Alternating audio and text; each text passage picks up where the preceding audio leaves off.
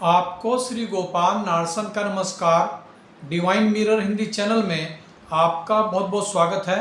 आइए जान लेते हैं आज की कुछ खास चर्चित खबरें। अहमदाबाद की एयर इंडिया विमान दुर्घटना में अब तक 270 लोगों की मृत्यु हो चुकी है।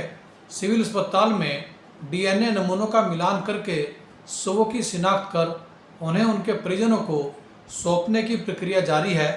हादसे की जांच के लिए केंद्रीय गृह सचिव की अध्यक्षता में एक उच्च स्तरीय समिति गठित की गई है जो भविष्य में ऐसी घटनाओं को रोकने पर ध्यान केंद्रित करेगी। उत्तर भारत में कल से आंधी तूफान के साथ बारिश होने के आसार हैं, जिससे लोगों को भीषण गर्मी से राहत मिलने की उम्मीद है। इजराइल की सेना ने हवाई हमले में ईरान के 9 परमाणु वैज्ञानिकों को मार गिराने का दावा किया है। वहीं ईरान ने भी बदले में मिसाइल व ड्रोन से इजराइल पर हमला किया है। इस हमले के चलते अंतर्राष्ट्रीय स्तर पर पेट्रोलियम पदार्थों के दाम बढ़ने की संभावना है। उत्तर प्रदेश में 2 अलग अलग बैंकों के केसीसी ऋण लेने वाले 1500 किसानों से अब उन्हें मिली 4% ब्याज की छूट समाप्त कर वसूली की जाएगी।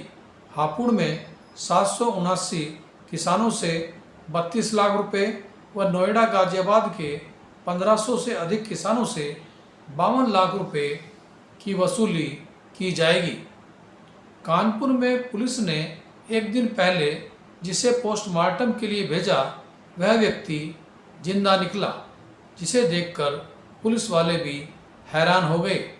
अखबार में अपने मरने की खबर पढ़कर थाने पहुंचे अकबरपुर के अजय संखवार को देखकर पुलिस हैरत में पड़ गई और फिर गलत शिनाख्त के लिए अजय संखवार से माफ़ी मांगकर अपना पिंड छुड़ाया।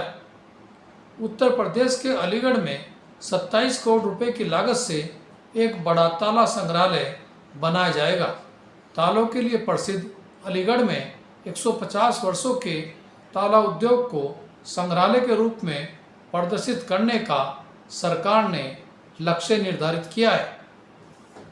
उत्तराखंड के राजाजी टाइगर रिजर्व पार्क की चीला रेंज में सफारी करने गए 60 पर्यटक बरसाती नालों के उफान में फंस गए, जिन्हें विभागीय कर्मचारियों ने बड़ी मशक्कत के बाद सुरक्षित बाहर निकाला और उन्हें उनके गंतव्य पर भिजवाया।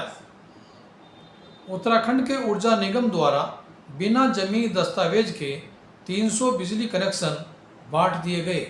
यह फर्जीवाड़ा सामने आने पर उत्तराखंड विद्युत नियामक आयोग ने ऊर्जा निगम प्रबंधन को कड़ी फटकार लगाई है। दिल्ली की रेखा गुप्ता सरकार दिल्ली में नई शराब नीति लाने जा रही है, जिसके लिए मुख्य सचिव धर्मेंद्र कुमार की अध्यक्षता में एक उच्च स्तरीय समिति का गठन किया गया है।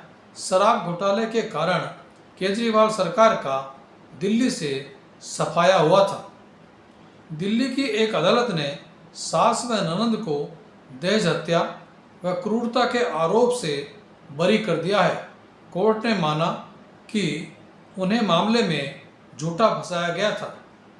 एक अध्ययन में पाया गया है कि योग के द्वारा 38.4% लोगों को जहां स्वास्थ्य लाभ मिलता है, वहीं 16.9% लोगों को तनाव से मुक्ति भी मिली है। साथ ही 13.3% लोग अपना वजन कम करने में भी योग के माध्यम से कामयाब हुए हैं। और अंत में देखिए आज का हमारा ये प्रेरक वीडियो।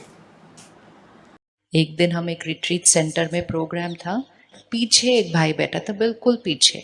वो अपनी वाइफ को लेकर आया था, पर उसको इंटरेस्ट नहीं था आने में बिल्कुल भी। और थोड़ी देर के बाद जब प्रोग्राम पूरा हुआ तो सबको प्रसाद आगे आके बुला के देना था, वो आगे भी नहीं आया। तो हम पीछे गए उसको प्रसाद देने, तो देखते ही कहता है, I am sorry but I am not interested, मुझे बिल्कुल इंटरेस्ट नहीं है इन सब बातों में।